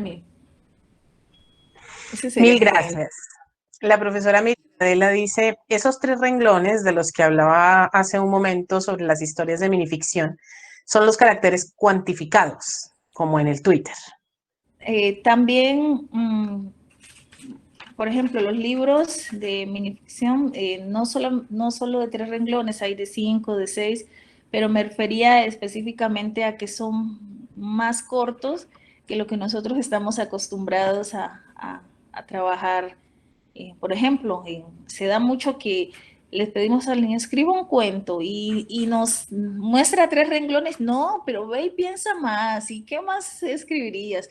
Entonces, ese tipo de cosas sí creo que se deben incluir en nuestra formación para que tengamos la apertura para reconocer otras formas de comunicación. Claro, y buscar la posibilidad de que el entorno en línea lo facilite. Yo recuerdo una experiencia que tuve de un profesor, no, un curso en línea que hice gratuito, autogestionado. No había la mediación del profesor, todo estaba previamente diseñado. Me invitaron a hacer una actividad en la cual yo debía escribir una respuesta a una pregunta. Y luego ellos mismos diseñaron el instrumento de autoevaluación de esas respuestas. Y lo primero que me preguntaron fue, su respuesta, el texto que escribió, tiene al menos 3 argumentos que complementen la afirmación que usted está haciendo. Si es así, lo hizo bien. Si no, vuélvalo a hacer. Entonces es aprovechar el entorno en línea también para fortalecer esas habilidades, un poco complementando con la respuesta que da el aula virtual a una pregunta, complementando los procesos de formación de quien está cursando en ese momento esa nueva propuesta. Entonces, sí, yendo al aprovechamiento, al uso pedagógico de las TIC, eso es muy importante. La profesora Gloria Enríquez escribe, las fuentes son importantes como usted lo dice, los estudiantes deben aprender a tomar decisiones porque en redes hay muchos co-creadores. La toma de decisiones, el criterio es lo más importante de aprender en esta explosión, entre comillas, de textos en la red. Profesora Idalit Nieto, muchas gracias por compartir. Saludos desde la Institución Educativa Agropecuaria Máximo Gómez en Morales, Cauca. Muchas gracias, profesora Idalit, por estar presente. La profesora María Constanza Jojoa, felicitaciones Betsaida, muy oportunas las reflexiones, cómo se podrían valorar muy importante las reflexiones. ¿Cómo se podrían valorar los escritos realizados por los docentes para avanzar en una escritura mejorada? Esta pregunta me recuerda un poco lo que estaba comentando,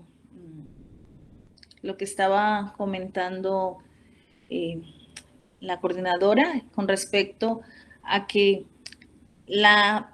como que existen parámetros para que nosotros escribamos diferentes tipos de documentos. Y actualmente, el único, por ejemplo, que los revisa es el asesor.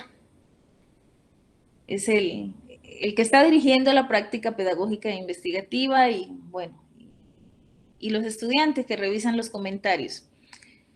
Creo que una forma también de valorar los escritos realizados por los estudiantes también sería de poder compartirlos y utilizar, por ejemplo, lo que nos provee el entorno ahorita de las tecnologías de la información y la comunicación para que los estudiantes avancen.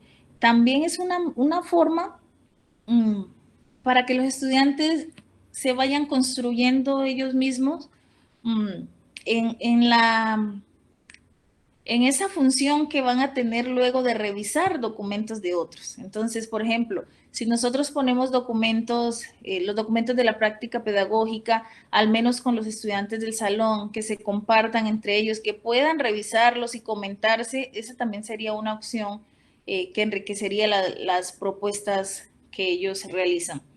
Perdone, profe Noelia, los escritos realizados por los docentes, es lo que pregunta la profesora María Constanza. Perdón. Esos mismos ejemplos que usted está poniendo, pero ¿y cómo hacen los docentes para compartirse esos escritos? Miren, bueno, lo que yo he hecho ha sido, bueno, a algunos les compartí el documento final de mi tesis con miras a que haya retroalimentaciones. Pero miren, esta misma idea que les estaba planteando, también podríamos realizar los grupos de investigación en los cuales podemos compartir las ideas. Bueno, lo que pasa es que a veces también no están los espacios fijos por las cuestiones de las múltiples ocupaciones, pero también podríamos trabajar en esta idea de que los mismos compañeros que están participando en los grupos de investigación, pues tengan la oportunidad de leer nuestras creaciones y de retroalimentar nuestros productos. Algo muy interesante es que, o no sé si decirlo como algo interesante en el sentido de que usualmente cuando uno le comparte un documento a alguien y le dice, no tuve leí tu documento y no tuve ningún comentario, me pareció súper bien. Eso nunca pasa. O sea, aunque sea una coma, se le tiene que haber ido mal. Entonces, que haya realmente un compromiso de cada uno de nosotros de participar en estos procesos, de revisar lo que hacen los otros. Y un ejercicio muy interesante fue que, por ejemplo, ahorita con la pandemia, un compañero, Pastor Benavides, y yo nos propusimos escribir algo acerca de lo que sucedió con la migración de los espacios de aprendizaje a las escuelas, a las casas, a los hogares. Y algo muy interesante es cuando tú ves lo que has escrito y como la cortesía que tienen los compañeros de no borrártelo, pero ponerle una línea, allí tú ves o realmente identificas que las personas se han tomado como en serio ese proceso de revisión. Entonces, eso me parece importante, que haya un compromiso para que los compañeros podamos revisarnos los documentos de otro, pero no no como con la demasiada sutileza, no, al contrario, creo que debe ser con esa, con esa idea de que en realidad queremos mejorar, entonces estamos poniendo a disposición tu texto para que en realidad haya una lectura crítica de él y nos aportes elementos con miras a mejorarlo. Entonces, esa sería mi idea, que se fomenten como esos espacios para compartir los documentos, pero que también haya la disponibilidad de cada uno de nosotros de leerlos y de realizar nuestros comentarios. ¿Qué opina, profe, de algo que se me está ocurriendo en este momento, pensando en que una acción puede significar, puede tener significados en diferentes caminos o en diferentes rutas? Pensando en esto de la reflexión sobre la práctica, si yo me reúno con un equipo de colegas y nos ponemos de acuerdo en que vamos a reflexionar sobre nuestras prácticas, ¿qué tal escribir esas reflexiones sobre la práctica, compartirla con mis colegas, con los que me puse de acuerdo, y entre todos hacer una lectura de lo que el otro está escribiendo y de cómo está argumentando sus reflexiones? Porque claro, la reflexión sobre la práctica no es solamente contar o relatar lo que sucedió, sino cuáles fueron las posturas que uno asumió para resolver X o Y situación dominante, perdón, situación detonante, que hizo que uno buscara en los archivos de su memoria rápidamente estrategias para resolver una situación. Entonces podría ser así: escribir algo de reflexión sobre una práctica, mirar cómo se solucionó una situación detonante que me obligó a buscar cosas en mi memoria para actuar rápido y resolver una situación de aprendizaje de un estudiante, y luego de escribirla, compartirla con mis colegas, a ver ellos cómo ven el ejercicio de escritura, el ejercicio de argumentación, y finalmente si lo que yo usé para resolver esa situación de aprendizaje fue lo más adecuado o no. Se unen muchas cosas, el mismo escenario que es el papel. O pues en el caso de compartir el documento en línea, pues la pantalla, sí. Pero para efectos es lo mismo. Sí, así es. El profesor José Omar escribe: doctora Noelia, solo quiero felicitarla por tan excelente y magistral ponencia, muy rico en contenido, es un placer escucharla. La profesora Constanza Sandoval escribe: agradecimientos, estimada Betsy, es la importancia del docente que debe asumir el rol del investigador en el aula para continuar en la transformación de su práctica docente, pero además es la importancia de dar a conocer la producción textual a la comunidad educativa. La profesora Dari Janet Cajas escribe: muchas gracias por su ponencia. Uno de tantos aspectos que comparto con ustedes es trabajar la lectura y la escritura desde el contexto. Oriento este curso en dirección de banda de Unicauca y ha sido muy motivante para los estudiantes trabajar desde el lenguaje musical, pues es su pasión. La profesora Ana Catalina Cerón escribe: hola, doctora Noelia, muy oportuna tu ponencia en tiempos de pandemia y clases remotas que tanto aquejan a los docentes. Felicitaciones, un abrazo. La profesora Gloria Enríquez: en obras de arte, aunque no sepamos leerlas como un experto, con todo respeto, se puede trabajar el color, su significado, los objetos, las sensaciones, la época, etcétera, y a partir de esa lectura, escribir. El profesor Luis Alfredo López escribe: y cuando despertó el dinosaurio seguía ahí, Augusto Monterroso. ¿Me explica, profe Noelia? No entendí. Es un cuento corto, famoso ya, el cual pues se ha venido trabajando, bueno, con el profesor Luis Alfredo, pues él trabaja los procesos de lectura y de escritura, incluso hace poco nos compartió su libro de poemas, entonces siempre sus comentarios pues son en esa dinámica, ¿no? De hacernos reflexionar. Miriam Adela Barreto, la profe escribe: muchas gracias por tanta generosidad en compartir y en generar reflexión. Profesora Gloria Hernández: gracias, doctora Noelia, y a todos los organizadores por este espacio que nos han brindado en el día de hoy. Un abrazo. El profesor Marlon David Tejada: doctora, muchas gracias por la ponencia. Soy estudiante y la verdad es que ha sido de mucho provecho el asistir. Bendiciones, esto me sirve para cuestionar un poco la exigencia que recibo de mis docentes. Y el profesor Luis Alfredo de nuevo escribe el cuento más corto del mundo. Esos son todos los comentarios. Noelia se refirió a diversos tipos de textos. Ok, profe Luis Alfredo, muchas gracias. Quisiera terminar pidiéndole nos ampliara un poco el tema, profe, de el tipo de discurso. ¿Cómo es eso que todos tenemos un tipo de discurso atrás en nuestra crianza, en nuestro background? Todo eso ha generado que tengamos un tipo de discurso. Pero lo que no sabemos todos y todas es que este tipo de discurso incide en las prácticas de enseñanza, incide en el aprendizaje de los estudiantes. ¿Cómo hacemos para detectar nosotros nuestro propio discurso y tratar de fortalecerlo o mejorarlo en beneficio de las prácticas de enseñanza? Bueno, quisiera hacer un comentario. Perdón, profe, y hablando del tema, y para que termine con esa respuesta, ¿qué opina usted del él, la, les, los, las, ellos y ella? Termine con eso, profe, por favor, porque esto hace parte del discurso, supongo yo que eso que nos hace generar un discurso interno que incide en los procesos de enseñanza y de aprendizaje. Háblenos un poco de eso. Bueno, con respecto al producto, que alguien hizo un comentario de mi trabajo, en el caso de la licenciatura en Español y Literatura, compartí mi documento final de mi tesis de doctorado con el profesor Luis Arlello.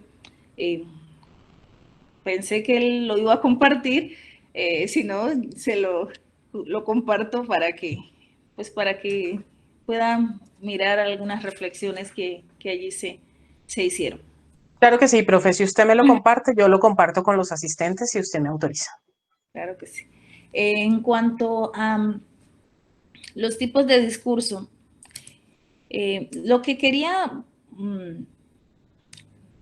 mostrarles es que en el caso de la lectura y la escritura nosotros aprendemos discursos desde la crianza, pero ya en el sentido formativo, un sentido más profesional, nosotros aprendemos la disciplina por medio de los discursos.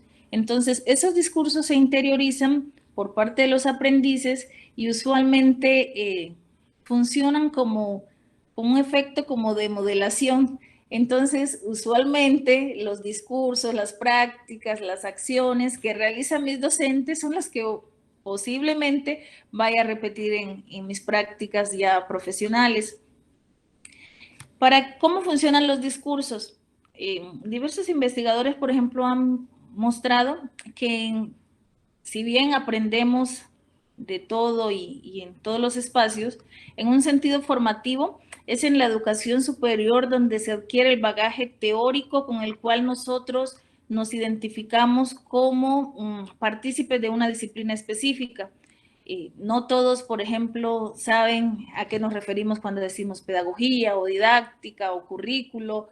Entonces, esos temas, esos conceptos, nosotros los aprendemos de acuerdo a la disciplina a la cual nosotros deseamos adherirnos, en este caso en las licenciaturas. Otros discursos aprenden otras carreras y esencialmente las formas de comunicación de estos discursos también son diferentes. Entonces, a pesar de que tenemos un discurso desde nuestra niñez que vamos desarrollando con la crianza, en este caso es necesario resaltar que en gran medida estos discursos iniciales también inciden en nuestro desarrollo profesional, porque si nosotros no sabemos, por ejemplo, realizar si nosotros hemos aprendido, digamos, en la educación secundaria a realizar un ensayo o en la educación media a realizar un ensayo o tenemos la idea de lo que es, en la educación superior pues avanzamos más, profundizamos más acerca de cómo realizarlo y desarrollamos diferentes prácticas. Sería distinto que ya en educación superior apenas estuviéramos iniciando cómo realizar un ensayo. ¿Por qué? Porque como que se inicia el proceso, mientras que en el caso, si ya hemos venido trabajando, pues ya tenemos como un conocimiento. Y esas prácticas, sobre todo las prácticas de enseñanza, son fundamentales porque más que, allí también alguien lo mencionaba, más que lo que nos dicen, lo que se nos queda grabado es justamente cómo lo dice. Entonces, si alguien me dice, es que tú debes hacer un ensayo de esta manera, y nunca me devolvió la retroalimentación de lo que hice, pues no se me va a quedar. Mientras que si alguien me dice, no, es que este ensayo, mira, aquí tú tuviste estos elementos, te faltó desarrollar esta idea, y me lo devuelve con esas correcciones, pues así mismo es posible que yo esas actividades las realice con mis futuros estudiantes. Entonces, porque a veces es necesario mostrar cómo se hacen las cosas para que los estudiantes desarrollen las habilidades necesarias, sobre todo lo que tiene que ver con educación superior. Gracias, profesora Noelia. La profesora Judith Leonisa Meneses escribe que es profesora de la institución educativa Calibío en zona rural de Popayán. Escribe, doctora Noelia, excelente trabajo y gracias por compartir su experiencia. Bien, no hay más preguntas. Doctora Noelia, le agradezco muchísimo su participación en este conversatorio. También a las profesoras, profesores asistentes. La pregunta. Gracias, profesora Miriana Vela. No me dejaron escapar.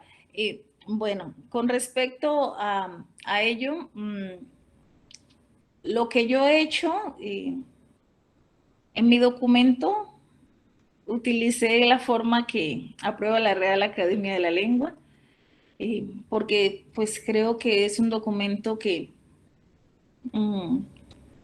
pues que se apega a los principios de escritura. Sin embargo, cuando participo en los diferentes espacios y lo verbalizo, sí lo utilizo de ese modo, los y las, pero en cuestiones académicas siempre utilizo los. En los últimos años, pues se ha venido trabajando sobre todo para que, de una manera inclusiva, ¿no? Para que atendamos aquellas situaciones de las personas y sobre todo reconocer justamente esos diferentes reconocimientos que puedan tener las personas. Pero creo que en un sentido académico, tal como lo plantea, dependiendo del tipo de documento que vaya a compartir, privilegiaría el uso de uno o de otro. Muchas gracias, profesora Noelia. Bien, entonces ahora sí, doy las gracias a las y los profesores y profesoras asistentes a este conversatorio en el que participó la profesora Noelia Riascos, doctora en educación. Profe, una última pregunta. Ya le he dicho que es la última pregunta como 3 veces. Si de pronto los presentes quisieran unirse a su investigación, ¿podrían contactarla y hacerlo? Claro que sí. La verdad me siento muy complacida de participar en los diferentes espacios y, por ejemplo, con el profesor Luis Alfredo me ha invitado a participar en varias ocasiones y, bueno, ahí estamos siempre atentos. Con respecto a la investigación, les comparto en el chat mi correo para que podamos trabajar también de forma conjunta y generar ideas y reflexiones. La profesora Judith Leonisa escribe, a la Universidad del Cauca, muchas gracias por propiciar estos espacios de reflexión y pensando en los maestros. La inquietud que me genera su ponencia es la importancia y la urgente necesidad de implementar la lectura crítica desde todos los niveles de educación, iniciando desde el preescolar. La falencia está en que se habla de lectura crítica, pero los maestros de todos los niveles y campos de trabajo, desde las diferentes disciplinas de educación, ¿aplicamos y manejamos la lectura crítica? Creo que ese es, digamos, el meollo del asunto. Nosotros debemos empezar, y la reflexión tiene que ser primero interna, ¿no? Porque nosotros pensamos en propiciar espacios reflexivos, espacios de lectura donde los estudiantes aporten sus ideas y pensamientos, las ideas que desarrollan a partir de diferentes textos, pero nosotros les seguimos preguntando de forma literal qué dice allí. Es necesario también mencionar que no estoy diciendo que sea solamente, que sea malo hacer preguntas literales. Lo que estoy diciendo es que tenemos que avanzar, no quedarnos solamente en un tipo de preguntas, sino que generar la reflexión de cada uno de ellos, pero en primer lugar, como lo decía la compañera, analizarnos a nosotros mismos y mirar cuáles son nuestras... cuáles son aquellos elementos que necesitamos fortalecer para poder desarrollar las capacidades para enseñarles a los otros. Gracias. Doctora Noelia, escribe la profesora Gina Fernanda Riascos. Felicidades por su presentación. Siempre es un placer escucharla compartiendo su conocimiento. Un fuerte abrazo. La profesora Judith, ¿nuestra formación como maestros está enfocada en la base de la lectura crítica? Creo que los resultados también de las pruebas nos muestran otra cosa, entonces es un campo de oportunidad para que empecemos a realizar propuestas a fin de disminuir, digamos, este campo o de afianzar primero en nuestros futuros formadores unas competencias sólidas en cuanto a la lectura de textos para que ellos desarrollen capacidades que les permitan participar en diferentes espacios, pero que también les permiten enseñar este tipo de lectura. Entonces, es importante trabajar en este campo. La profesora Paloma Muñoz, coordinadora de la licenciatura en Educación Artística, escribe primero la lectura afectiva, luego la crítica. Y la profesora Constanza agradece especialmente y le desea éxitos en su campo profesional. Muchísimas gracias. Ya no hay más preguntas o comentarios. Muchísimas gracias, profesora Noelia. Un placer haberla escuchado, que nos haya presentado los resultados de su investigación y que haya abierto las puertas para que desde las licenciaturas trabajemos en conjunto para fortalecer las habilidades, conocimientos, actitudes, competencias en lectura crítica. Muchísimas gracias a todos por participar y bueno, muchas caras conocidas y esperemos que sigamos compartiendo en diferentes espacios.